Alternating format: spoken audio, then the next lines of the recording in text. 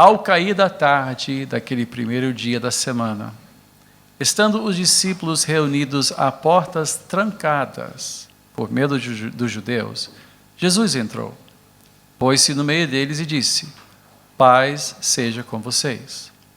Tendo dito isto, mostrou-lhes as mãos e o lado. Os discípulos alegraram-se quando viram o Senhor. Novamente Jesus disse: paz seja com vocês. Assim como o Pai me enviou, eu os envio. E com isso soprou sobre eles e disse: recebam o Espírito Santo. Se perdoarem os pecados de alguém, estarão perdoados. Se não os perdoarem, não estarão perdoados. Já faz tempo que nós tivemos o propósito de voltar a nossa atenção a dons espirituais, ao mover do Espírito Santo, a manifestação do Espírito Santo no nosso meio. Somos uma igreja tradicionalmente pentecostal, e como muitas igrejas pentecostais, embora nós tenhamos uma doutrina pentecostal, temos visto pouco da prática pentecostal no nosso meio, ou pelo menos em comparação com o que foi em anos passados, em outras épocas, né? E tanto aqui como também no Presbitério Nacional, onde eu lidero, pois eu sou o bispo primaz da denominação inteira, me reúno com os pastores toda terça-feira de manhã. Esta reunião é gravada e transmitida para os nossos pastores que ficam longe, tanto aqui no Brasil como em Portugal, no Sul, no Nordeste, enfim, todos eles acompanham esta palavra. E eu tenho falado que é importante que nós voltemos a olhar de novo ao mover do Espírito e, em particular, a dons espirituais. Com isto, eu tenho tido uma experiência fantástica ao reler os textos e ver que por trás deste assunto de dons espirituais, que podia muito bem se limitar apenas à descrição de cada dom e dizer, então vamos pedir isto a Deus, de entender o contexto no qual o Espírito Santo se manifesta. Hoje em dia, por uma série de razões, pessoas acham que o Espírito Santo só se manifesta quando a igreja é mais animada, quando a igreja é mais fervorosa, quando as pessoas tremem ou gritam, batem palmas, enfim. E não é que nós não tenhamos um louvor mais animado, mas eu não creio que este seja o requisito necessário para o mover do Espírito Santo, que, como nós já vimos nas Escrituras, pode ser um cicio suave, pode ser uma brisa, pode se mover de uma maneira tão extraordinariamente sutil que as pessoas não compreendem. E nós vemos isso acontecendo até no livro de Atos, quando o Espírito Santo veio de uma maneira tão estrondosa e as pessoas simplesmente não compreenderam o que estava acontecendo. Nós estamos, nosso próximo passo será falar sobre línguas estranhas. Como eu falei semana passada, em Marcos capítulo 16, esses sinais seguirão aqueles que creem. E ele menciona línguas estranhas e eu prometi, semana que vem vamos começar a falar sobre este assunto de línguas, o dom de línguas. Mas, como é meu feitio, eu quero deixar o alicerce bem lançado. Eu quero deixar o chão bem preparado para receber esta semente. Então eu quero voltar a falar sobre a plenitude do Espírito Santo, porque é neste contexto que nós vamos falar sobre línguas estranhas. Hoje, semana que vem e possivelmente num terceiro domingo. Então, nossa fé é uma fé trinitariana. Ou seja, nós servimos um só Deus, mas este um só Deus, o Deus que nós servimos, nós vemos nas Escrituras a manifestação de três pessoas. Deus Pai, Criador, que amou o mundo de tal maneira que mandou o seu Filho. Deus Salvador, que veio, o Pai não veio, o Filho veio, tomou sobre si a nossa frágil humanidade, recebeu no seu corpo o peso e o castigo do nosso pecado e, portanto, Ele é o nosso Redentor. Ele é quem nos compra de volta e nos liberta do poder do pecado. E, ao ir, Ele mandou o Espírito Santo, o Santificador, aquele que também concede dons a todos. Agora, nessa narrativa que nós acabamos de ler, vemos Jesus entrando num lugar que estava de portas trancadas. Deixa eu dar um parêntese interessante sobre essa passagem. Muitas pessoas acham que o que é espiritual é menos do que físico.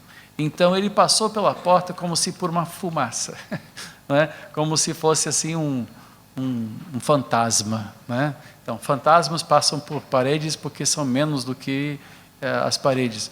Mas eu estava lendo o C.S. Lewis, né? esse mestre de Cambridge, que escreveu as Crônicas de Nárnia, e ele tem uma teoria fantástica sobre isso. Ele disse, não, o espírito não é menos do que a matéria, o espírito é mais do que o mundo material.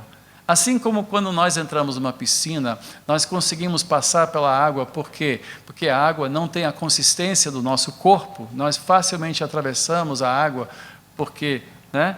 Assim também o Espírito é muito mais do que aquilo que vemos. Então, quando nós falamos de realidades espirituais, estamos falando de coisas que são mais sólidas até do que as coisas que nós vemos e tocamos. Nós somos limitados a este mundo e a esta dimensão. Mas quando falamos de Deus, Deus é muito mais do que tudo que nós vemos ou tocamos ou podemos perceber através dos nossos sentidos. Quando falamos do Espírito Santo no nosso meio, nós estamos falando de uma realidade tão absoluta, embora seja algo que é percebido espiritualmente, nós não estamos falando da pessoa, do Espírito, como uma fumaça, ou de Cristo como uma fumaça, mas sim da base concreta de toda a existência. Hebreus 1 diz que Ele é a manifestação exata da glória do Pai, e que Ele sustenta todas as coisas pelo poder da sua palavra. Tudo existe porque Deus assim deseja e mantém a sua existência. Então, quando falamos de uma vida espiritual, nós estamos falando sobre uma vida dedicada a algo muito mais concreto, muito mais sólido e permanente do que este mundo, porque este mundo passa, este mundo enferruja, este mundo se decompõe, este mundo corrói, este mundo é passageiro, tudo que é novo envelhece, tudo que é sólido, tudo que é maravilhoso acaba morrendo, mas o que há em Deus é para sempre. Então ele se fez presente no meio, não porque ele simplesmente era uma fumacinha, não, porque o Deus da glória entrou e se manifestou no meio deles.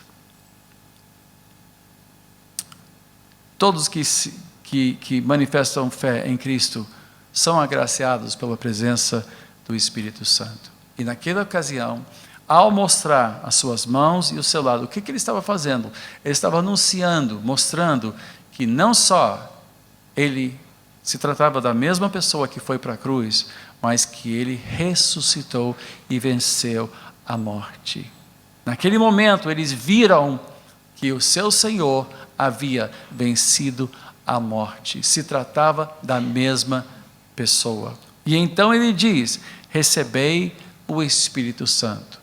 Todo aquele que confessa o Cristo ressurreto, seja ele pentecostal ou não, seja ele avivado ou não, o mais tradicional, segundo 1 Coríntios 12, versículo 3, é impossível confessar Jesus Cristo sem que seja pelo poder do Espírito Santo. Infelizmente, na minha tradição pentecostal, e eu falo isso de 4 gerações de pentecostais que minha família,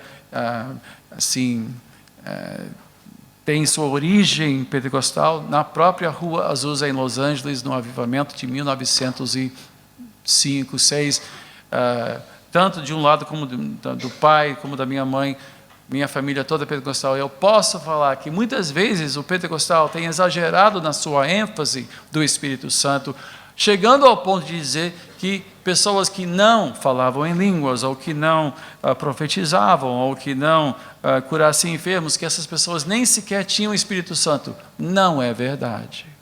Antes do dia de Pentecoste, Jesus chegou aos discípulos e disse, recebei o Espírito Santo, e ele soprou sobre eles. Quando falamos do Espírito, estamos falando de uma pessoa. Jesus disse em João 16, pouquinho à frente agora, versículo 6.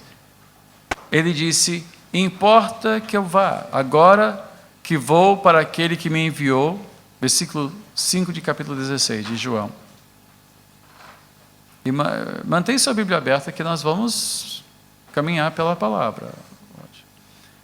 Agora eu vou para aquele que me enviou. Nenhum de vocês me pergunta para onde vais, porque falei essas coisas, o coração de vocês encheu-se de tristeza. Mas eu lhes afirmo que é para o bem de vocês que eu vou. Se eu não for, o conselheiro não virá para vocês, mas se eu for, eu o enviarei. Quando ele vier, convencerá o mundo do pecado, da justiça e do juízo. Do pecado, porque os homens não creem em mim. Da justiça, porque vou para o Pai e vocês não me verão mais. E do juízo, porque o príncipe deste mundo já está condenado. Tenho ainda muito que lhes dizer, mas vocês não podem suportar agora. Mas quando o Espírito da verdade vier, ele os guiará a toda a verdade. Não falará de si mesmo, falará apenas o que ouvir, e lhes anunciará o que está por vir. Ele me glorificará, porque receberá do que é meu e o tornará conhecido a vocês. Tenho ainda muito que lhes dizer, mas vocês não podem suportar agora. Mas quando o Espírito da verdade vier, ele os guiará a toda verdade. Estou repetindo, não? Desculpe. Não falará de si mesmo, falará apenas o que ouvir e lhes anunciará o que está por vir. Ele me glorificará, porque receberá do que é meu e o tornará conhecido a vocês. Tudo o que pertence ao Pai é meu. Por isso, eu disse que o Espírito receberá do que é meu e o tornará conhecido a vocês. Mais um pouco e já não me verão, um pouco mais e me verão de novo. Esta pessoa veio. Jesus disse: recebei o Espírito Santo, soprou sobre eles, mas depois ele diz: mas eu terei que ir, e outro virá no meu lugar. Quando esse vier, então ele os guiará. Então, ele vem, mas eles o receberão. Não só isso, o próprio Senhor Jesus fez tudo o que ele fez no próprio poder do Espírito Santo. Jesus não agiu no seu próprio poder. E agora estamos falando de coisas assim complicadas e difíceis, não é? Porque estamos falando de Deus. Ele podia ser Deus, mas nunca deixou de ser Deus, mas ele se esvaziou do seu poder e agiu no poder da terceira pessoa da Santíssima Trindade. Que coisa extraordinária. E em Lucas 4 diz que ele andou pela Palestina fazendo tudo no poder do Espírito Santo. Ele depois do seu batismo, ele foi levado pelo Espírito ao deserto. Depois de ser tentado no deserto, ele voltou. Em capítulo 10 de Atos, diz: sabem o que aconteceu em toda a Judéia, começando na Galileia, depois do batismo que João pregou, como Deus ungiu a Jesus de Nazaré com o Espírito Santo e poder. E como ele andou por toda parte, fazendo o bem e curando todos os oprimidos pelo diabo, porque Deus estava com ele. Ou seja, o Espírito Santo já estava com Cristo, o Espírito Santo já estava próximo aos discípulos, pois se Cristo fez tudo no poder do Espírito Santo, então os discípulos assistiram os sinais e prodígios de Cristo efetuados, realizados pelo próprio poder do Espírito Santo. Não é que o Espírito Santo não estivesse entre eles, mas ele disse: importa que eu vá e eu vou mandar o Espírito no meu lugar. Aqui parece haver uma certa redundância, mas não é. Nós vamos ver que não é bem assim. Todo aquele que crê em Cristo Jesus tem o Espírito de Deus habitando no seu coração. Quantos aqui creem que Jesus Cristo seja o Senhor e é Senhor da sua vida? Isto é obra do Espírito Santo. Você Talvez não fale em línguas, talvez não profetize, talvez não ore por pessoas e vendo elas curadas, talvez você não tenha sinais e prodígios e sonhos e visões, mas o Espírito Santo está presente em sua vida, se você tem Cristo como seu Senhor e Salvador. Todo congregacional tem, todo batista tem, todo presbiteriano tem o Espírito Santo no seu coração, se ele confessa Jesus Cristo como Senhor de fato e de verdade, porque há pessoas que confessam de boca para fora. Mas todo aquele que realmente nasceu de novo, ele nasce de novo pelo poder do Espírito Santo. Então o que nos falta? O que falta? O que faltava para os discípulos? Alguma coisa faltava? Sim. Atos capítulo 1, versículo 6.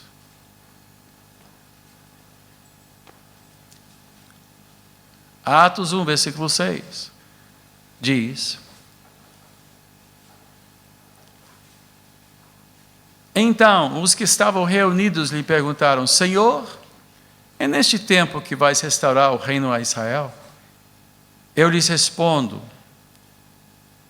não lhes compete saber os tempos ou as datas que o Pai estabeleceu pela sua própria autoridade, mas receberão poder quando o Espírito Santo descer sobre vocês, e serão minhas testemunhas em Jerusalém, em toda a Judeia e Samaria e até os confins da terra. É de dar nó na cabeça. O Espírito Santo estava em Cristo. Tudo que ele fez no poder do Espírito Santo.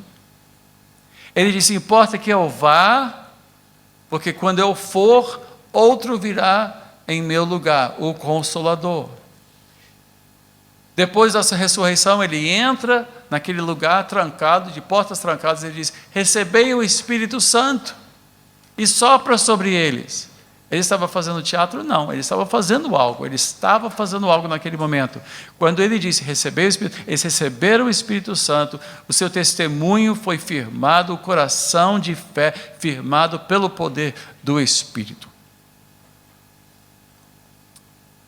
Mas agora, depois de tudo isto, Jesus ainda diz: mas o Espírito Santo virá sobre vocês.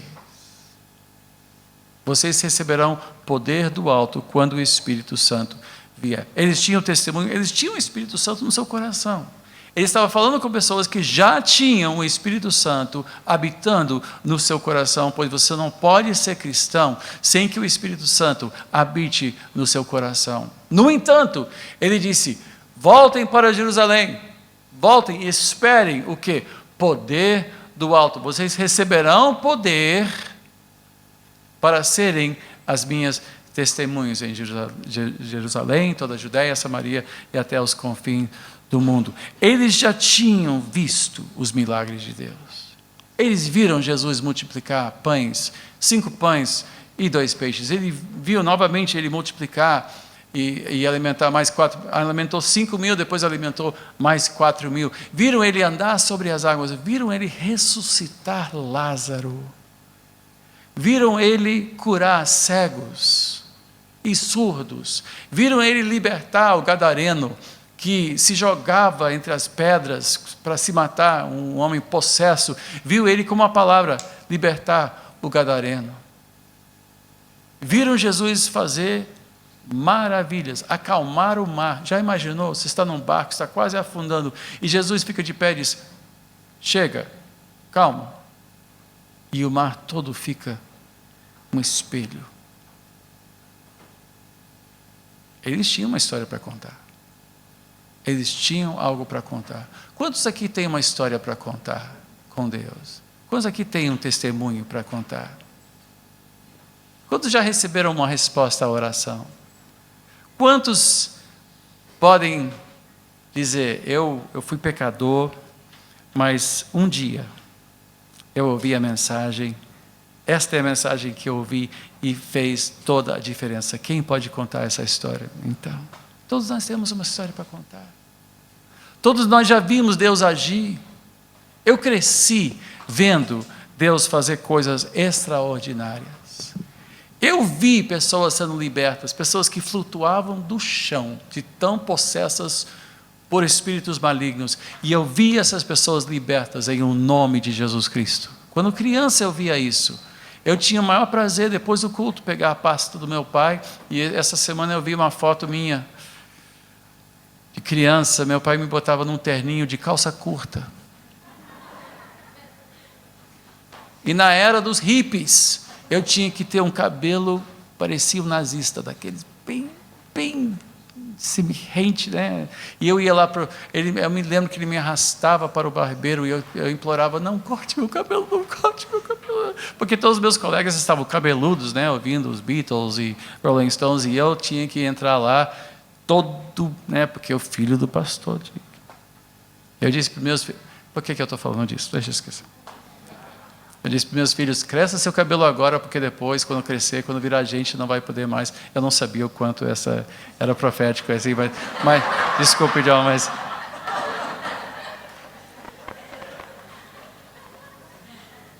mas só o Andrew aceitou e botou, né, cresceu o cabelo até os ombros, né, mas agora, meu filho, não pode mais, é homem sério, né, então é assim. Mas eu ia para a igreja, um ET, que nem terno de calça curta, com cabelo assim engomado tal, dos meus pais tal. Mesmo assim, eu tinha prazer de pegar a pasta do meu pai. Assim que terminava o culto, eu corria lá para o escritório, lá no 9º andar da Associação Brasileira de Imprensa, aquele auditório que fica no centro da cidade. Eu corria lá para o lugarzinho, o camarim, né? E pegava a pastinha dele e ficava lá ao lado. E eu via pessoas sendo curadas, transformadas, libertas na minha frente. Eu cresci vendo isto toda semana. E quando eu comecei a pastorear, eu queria ver isso de novo. E muito aconteceu. Ao longo desses 35 anos que eu estou no ministério, quantas pessoas curadas milagrosamente, quantas pessoas libertas. Quantas vezes passei noite adentro, lutando com um espírito maligno que queria manter aquela pessoa presa, e enfrentando todo o horror daquele momento de escravidão, né? Não é uma coisa prazerosa. Eu não entendo pessoas que tomam prazer em fazer isso, a não ser que seja para libertar a pessoa e ver a alegria dela depois de ser liberta de um espírito maligno. Quantas vezes eu já vi pessoas curadas, transformadas, mas de uns tempos para cá, eu tenho visto um esfriamento, não digo só em mim, mas de modo geral. A igreja talvez constrangida por abusos. Graças ao YouTube, temos acesso a todos os abusos possíveis em nome do Espírito Santo. Outro dia eu vi a unção de metralhadora. Pessoa passou na primeira, botou gente enfileirada, ele disse: que isso? Canta bobagem, já mencionei isso aqui antes. E de certa forma nós nos constrangemos e ficamos meio acuados. Eu não quero viver acuado, eu quero ver o Espírito Santo agir plenamente, maravilhosamente, abundantemente no nosso meio. Eu quero. Porque eu sei que Ele tem prazer em honrar o Filho de Deus. Ele tem prazer em exaltar Jesus Cristo. E dons não existem só para nos entreter, não existem para nos dar um enlevo, um arrepio, alguma coisa assim. Não, é para exaltar o nome de Jesus Cristo. E quando o Espírito Santo se move, quando esta pessoa da Santíssima Trindade se move com liberdade num lugar, aí está poder, o poder de Deus. Eu me lembro, nos tempos atrás, a gente fazia um louvor na catedral, muitos anos atrás, e eu comecei a sentir, puxa, a gente só está fazendo assim, música de oba-oba, vamos parar com isto.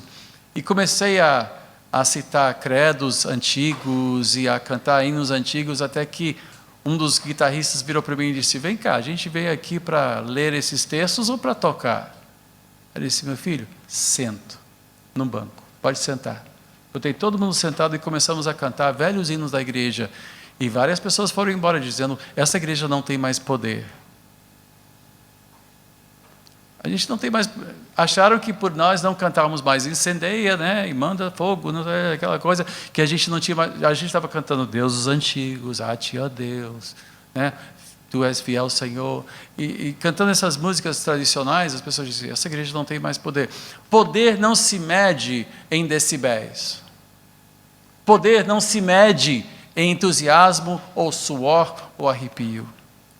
Poder se mede pelo quanto Cristo é glorificado na vida de cada pessoa que aqui está. Quando você é liberto de um vício, quando você é curado de uma enfermidade, quando Deus fala algo que transforma o seu coração, ou que cura as suas feridas, quando isso acontece, então o poder de Deus se manifesta. E como eu desejo ver o poder de Deus agir mais livremente no nosso meio. Quantos aqui também desejam? Eu desejo ver. É um anseio meu, faz parte da minha oração diária, que nós tenhamos o privilégio de servir e glorificar a Deus também nesta maneira. Não falando de glórias passadas, mas falando do que Deus está fazendo hoje no nosso meio. Quando Ele vem com poder, o Espírito Santo está aqui, está entre nós. Temos testemunho para dar? Temos. Temos uma história para contar? Temos. Temos inúmeras histórias para contar. Temos as Escrituras que nós ensinamos, que nós abrimos, que nós estudamos com cuidado, fazendo pregação expositiva, indo de versículo em versículo, de capítulo em capítulo, procurando alimentar esta igreja com os finos manjares da palavra de Deus. É um anseio nosso, nós temos um zelo por isso, mas eu quero ver mais. Porque além de palavra, também precisamos de poder do alto. E Jesus disse, volte e esperem poder do alto. Em Atos 2, veja o que aconteceu.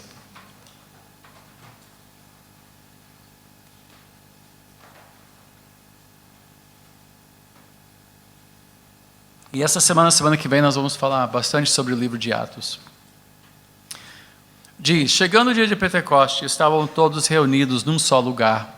De repente veio do céu um som, como de um vento muito forte, e encheu toda a casa na qual estavam assentados. E viram o que parecia línguas de fogo, que se separaram e pousaram sobre cada um deles. Todos ficaram cheios do Espírito Santo e começaram a falar em outras línguas, conforme o Espírito os capacitava. Olha, todos já tinham recebido o Espírito Santo. Ou João está nos enganando. Lemos no Evangelho de João, capítulo 20, começamos, que Jesus entrou e disse, recebei o Espírito Santo.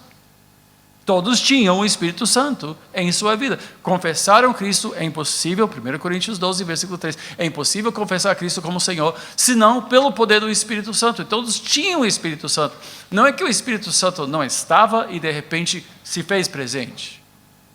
Isso é contraintuitivo, isso também fere a leitura clara das Escrituras. O Espírito Santo já estava entre eles, assim como o Espírito Santo está aqui neste lugar. O Espírito Santo está aqui em nós, está em mim. Mas neste dia, o Espírito Santo veio, ele manifestou-se com o poder e todos ficaram cheios do Espírito Santo. E na medida que o Espírito Santo os capacitava, falaram em outras línguas. Nós sabemos que essas línguas eram idiomas, os idiomas das pessoas que estavam reunidos em Jerusalém para a festa, né, religiosa em Jerusalém, tá, de Pentecoste, vindos de todos os cantos do mundo.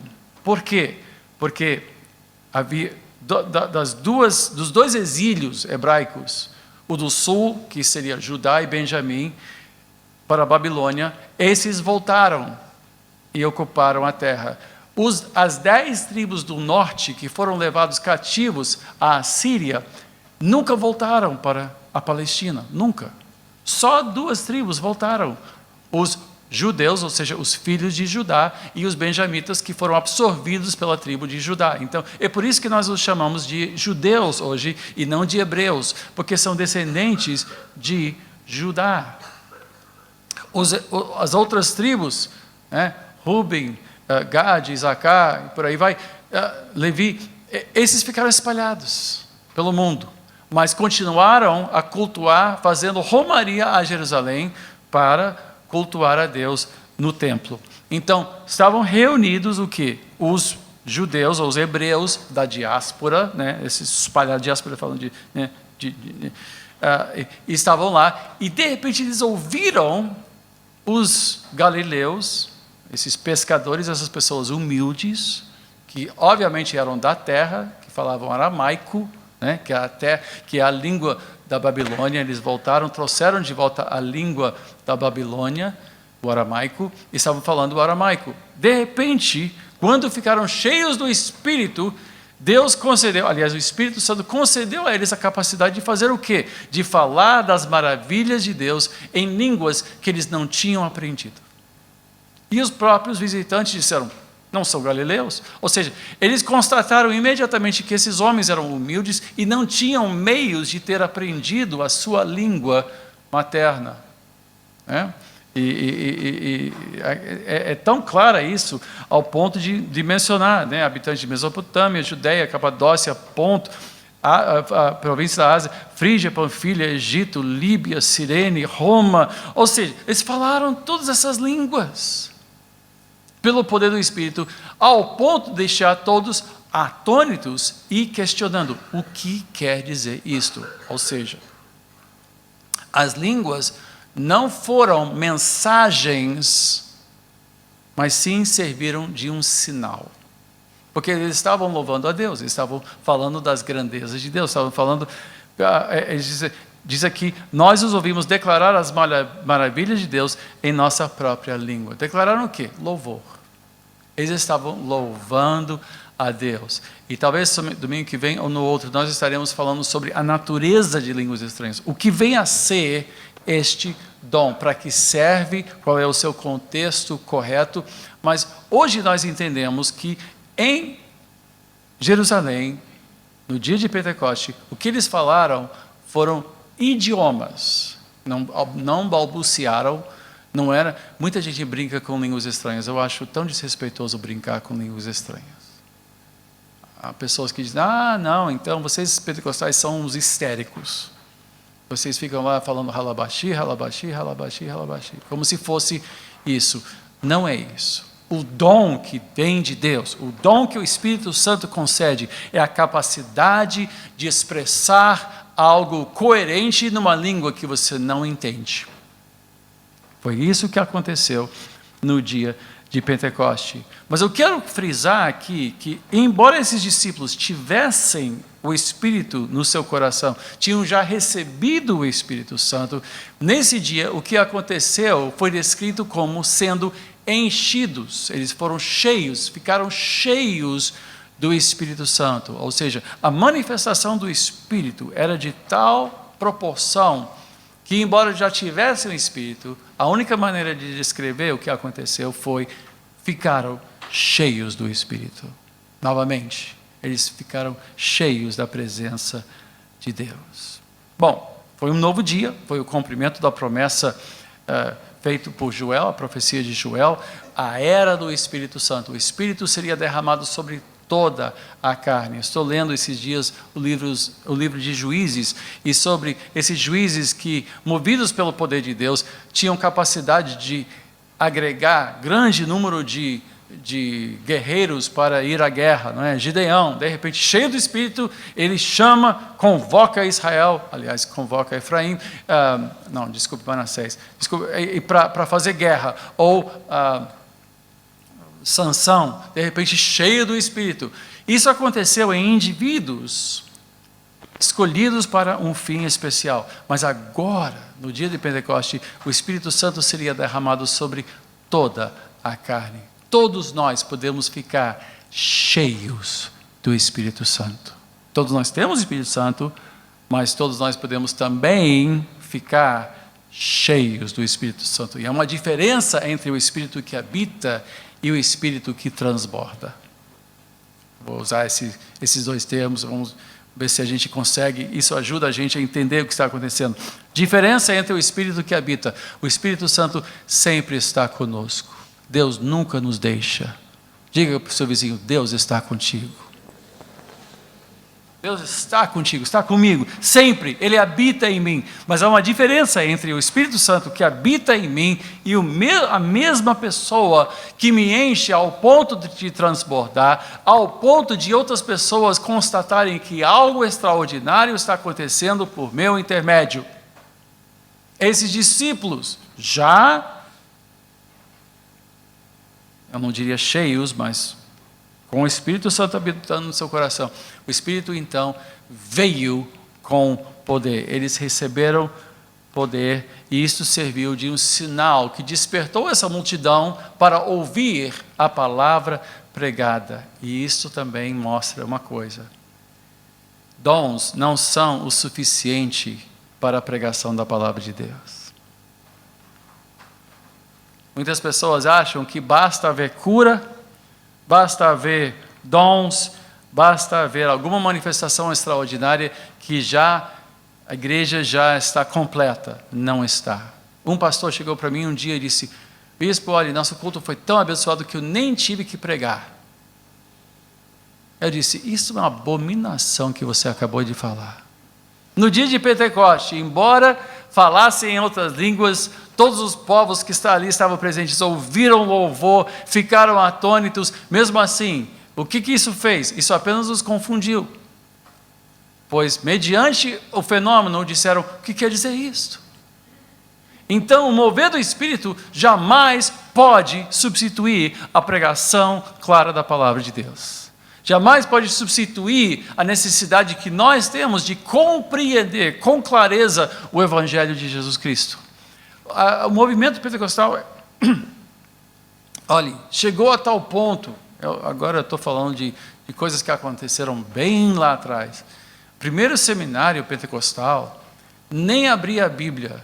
Eles colocavam duas pessoas na frente da sala de aula, um falava em línguas e o outro as interpretava. E essa era a aula. Sabe lá o que eles disseram naquelas aulas, mas nem se submeteram à palavra de Deus, era tudo uma coisa estática, uma coisa dependente apenas do Espírito, e não queriam estudar as Escrituras. No início, achávamos que estudo era uma coisa que matava a fé. Muita erudição era inimiga da fé. Então, rejeitaram todo e qualquer estudo sistemático. Mas no dia de Pentecoste, quando houve essa enorme manifestação, o que isso serviu para fazer foi apenas despertar estes povos para ouvir o quê? A pregação da palavra de Deus. Que, por sinal, gente, a primeira mensagem de Pedro foi de uma maestria, foi de uma competência teológica, foi de um conhecimento histórico, foi de uma precisão dogmática, que poucas mensagens alcançam hoje em dia. Uma clareza. Esse pescador, esse homem bronco, esse homem simples, quando ele ficou de pé, e nós não temos tempo para ler a mensagem de Pedro, mas ele foi brilhante.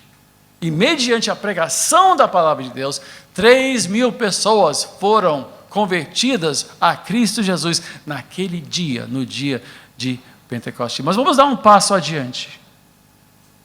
Atos 4.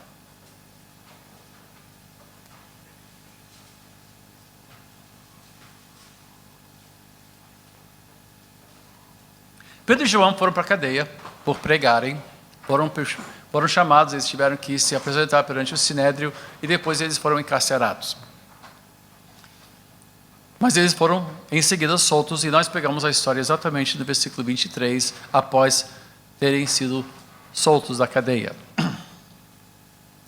Quando forem soltos, Pedro e João voltaram para os seus companheiros e contaram tudo o que os chefes dos sacerdotes e os líderes religiosos lhes tinham dito. Ouvindo isso, levantaram juntos a voz a Deus, dizendo, ó soberano, tu fizeste os céus, a terra, o mar e tudo que neles há. Tu falaste pelo Espírito Santo por boca do teu servo, nosso pai Davi. Porque se enfureceram as nações. Agora está citando o quê? O que Davi falou. Porque se enfureceram as nações e os povos conspiram em vão. Os reis da terra se levantam e os governantes se reúnem contra o Senhor e contra o seu ungido. De fato, Herodes e Pôncio Pilatos reuniram-se com os gentios e com o povo de Israel nesta cidade para conspirar contra o teu santo servo Jesus, a quem ungiste. Fizeram o que o teu poder e a tua vontade haviam decidido de antemão que acontecesse. Agora, Senhor, considera as ameaças deles e capacita os teus servos para anunciarem a tua palavra corajosamente. Parando aqui. O que eles estão pedindo? Estão pedindo exatamente o que Jesus falou que precisavam para serem testemunhas. Capacidade. Considera as ameaças deles e capacita os teus servos.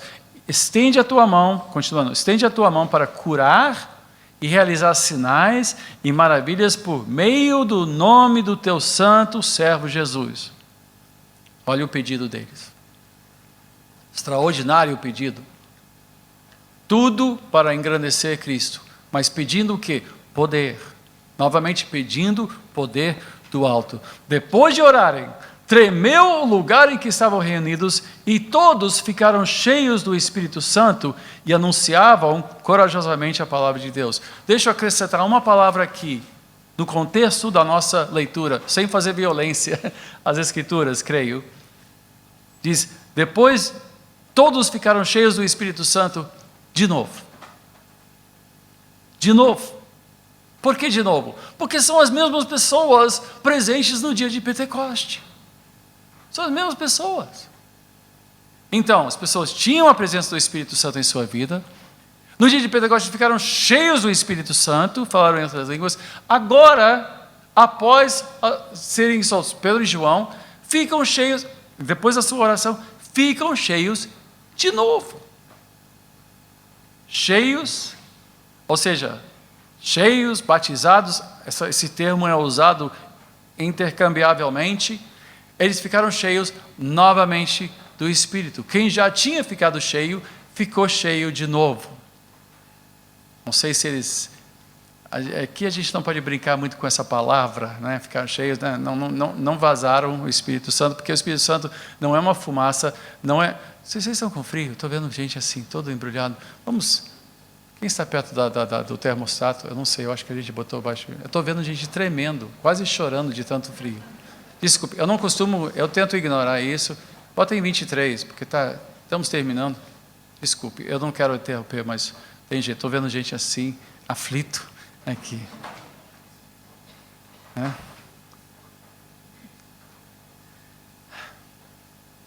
Estava frio, né? Tá. Não.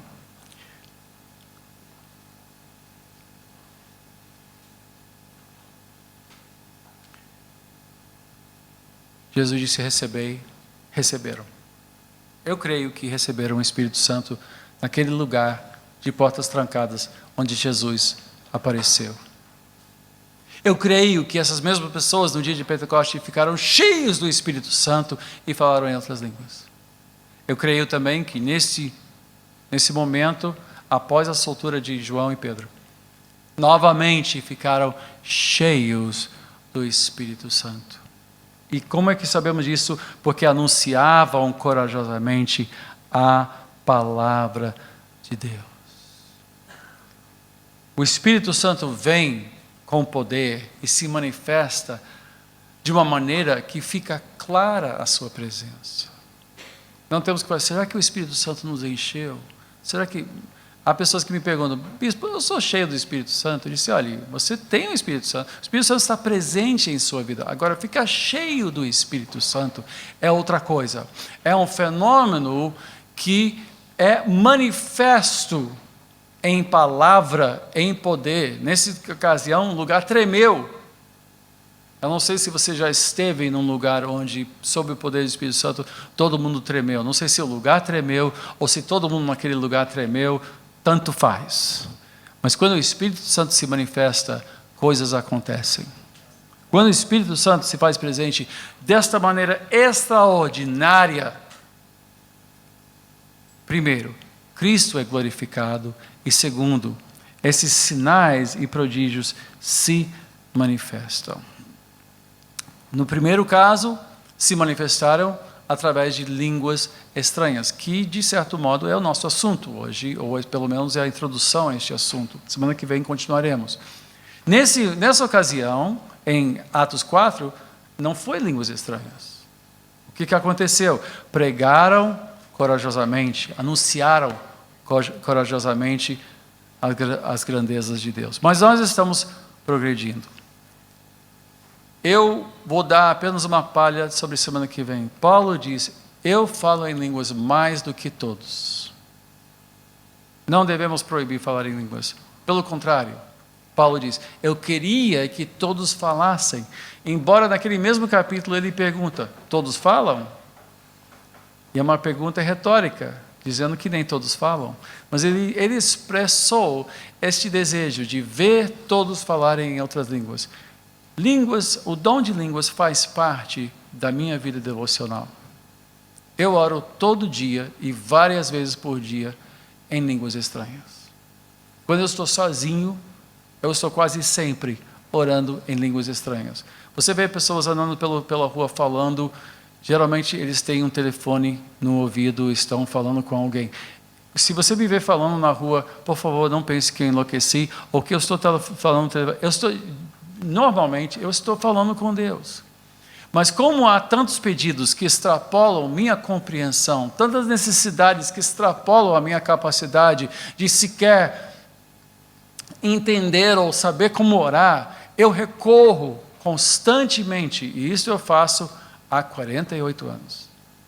Eu oro em línguas estranhas, e eu queria que todos tivessem, como eu queria, que vocês tivessem essa capacitação dada pelo Espírito Santo. Mas para isso ele precisa nos encher até transbordar. Todos têm o Espírito. E nem todos necessariamente, nem todos vão falar em línguas. Mas eu queria tanto que nós buscássemos essa capacitação. Como é que eu busco isso? Eu peço a Deus: Senhor, concede-nos poder do alto. O que falta em nós não é o testemunho, o que falta em nós não é a palavra, temos a palavra. Nós estamos aqui numa igreja que se dedica ao ensino da palavra de Deus. Domingo de manhã, 2 vezes, domingo à noite, 2 vezes. Quando? Temos a escola bíblica dominical, domingo de manhã, às 9 horas, culto às 10, escola bíblica dominical às 5 da tarde e o culto às 6. Não falta oportunidade para nós sermos ricamente alimentados pelos finos manjares das Sagradas Escrituras. Não falta oportunidade. Quem morre de fome das Escrituras aqui é quem não vem. Só. Se você estiver aqui, você será bem alimentado. Quantos podem dizer: é a minha experiência, eu sou bem alimentado nessa igreja? Ótimo, ótimo. Bem alimentado com a palavra de Deus. Também encorajamos oração diária e oração às quartas. Encorajamos a todos a terem uma vida de oração e de leitura bíblica. Isso. Mas precisamos de mais uma coisa. Mais uma coisa. Poder do alto. Não o poder de um culto bacana e movimentado que deixa todo mundo suado e arrepiado e saindo dizendo: uau, foi uma bênção. Nem sabemos usar essa palavra, porque nem sabemos o que quer dizer essa palavra. Uma vez eu cheguei numa igreja e disse: você tinha que ter ouvido o pastor de manhã. A mensagem dele foi uma bênção. E eu perguntei: o que ele pregou? Aí ele disse: não sei, mas foi uma bênção. Foi muito abençoado. Eu disse: você não entendeu o que ele pregou? Não, eu entendi, foi algo assim, eu acho que foi Mateus ou Salmos, não sei, mas foi muito bom, foi muito bom. Ou seja, a fé, a vida cheia do Espírito Santo não é uma vida sem reflexão, não é uma vida sem ensino, não é uma vida sem o pé no chão. A vida cristã é algo muito prática, muito concreta e muito embasada pelas Escrituras. Mas somente o embasamento das Escrituras, sem termos poder do alto, também é um desequilíbrio. Precisamos das duas coisas, tanto palavra como poder. E eu creio que cada um de nós poderá dizer comigo: precisamos de mais poder do que nós temos hoje. Quantos poderiam dizer isso? Precisamos de mais poder, mais poder. Mas eu já fui, eu fui cheio do Espírito Santo. Você foi, essa é a palavra. Você foi cheio do Espírito Santo, você foi batizado no Espírito Santo. Mas esse batismo é para se repetir, esse enchimento do Espírito até transbordar. Não é uma coisa que acontece só uma vez. Aconteceu no dia de Pentecoste. Pouco tempo depois, aconteceu aqui também numa reunião de oração. E nós vamos ver isso acontecer vez após vez após vez. Na casa de Cornélio, nós vamos ver isso entre os gregos em Éfeso. Nós vamos ver como o Espírito Santo não só habita em nós, como ele também pode nos encher novamente. E eu creio que nós precisamos de um novo sopro de Deus no nosso meio. É a minha oração, é a minha petição, é o anseio do meu coração, e eu espero que seja o seu anseio também. Vamos orar.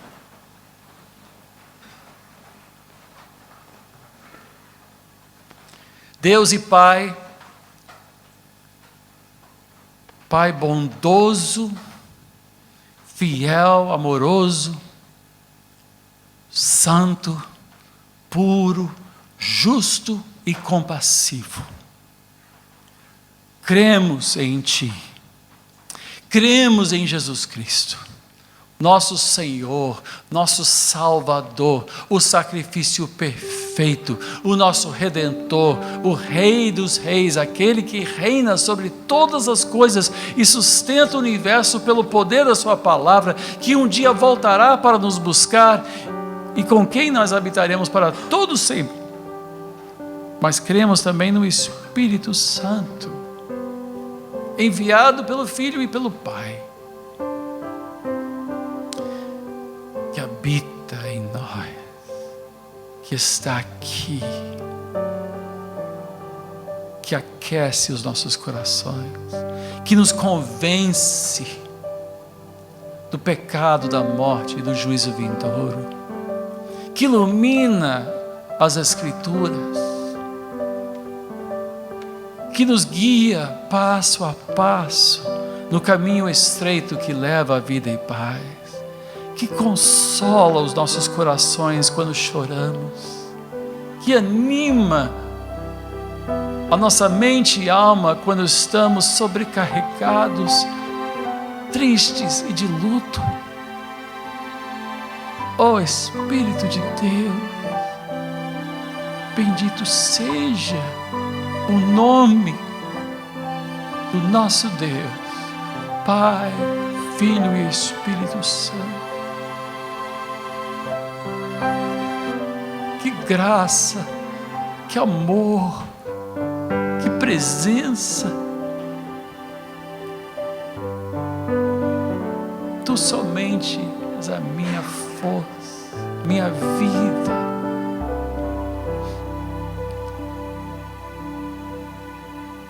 Senhor, concede-nos poder, poder do alto, poder. Enche-nos até transbordar, enche-nos até transbordar, Espírito de Deus, enche-nos até transbordar, em anúncio abundante e corajoso,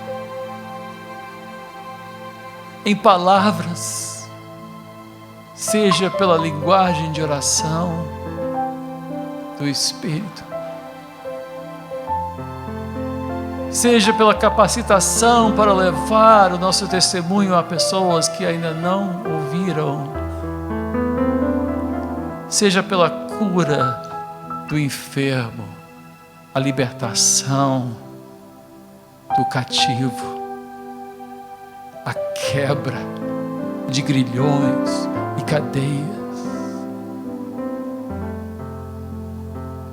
Que sejamos um povo cheio do Espírito, um povo cheio do Espírito Santo, um povo sendo enchido pelo Espírito até transbordar, ao ponto de rios de água viva fluir do nosso coração e da nossa vida. Concede-nos, Senhor, esta dimensão, esta porção, esta unção. Nós te pedimos, em o nome de Jesus. Amém.